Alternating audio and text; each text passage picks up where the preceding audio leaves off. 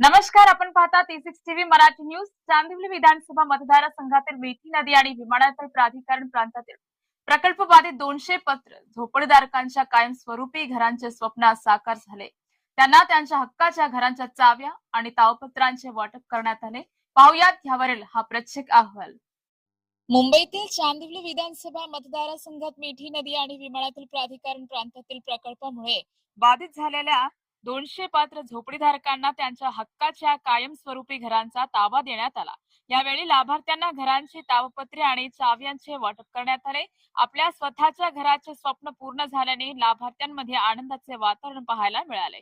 या कार्यक्रमाला आमदार दिलीप लांडे उपस्थित होते. यावेळी त्यांनी मुख्यमंत्री एकनाथ शिंदे आणि राष्ट्र शासनाचे मनःपूर्वक आभार मानले. या प्रसंगी चांदिवली मतदारसंघातील मोठ्या संख्येने प्रकल्प बाधित नागरिक उपस्थित होते. शासनाच्या पुनर्वसन धोरणेमुळे अनेक कुटुंबांना आता सुरक्षित आणि कायमस्वरूपी निवारा मिळाला आहे.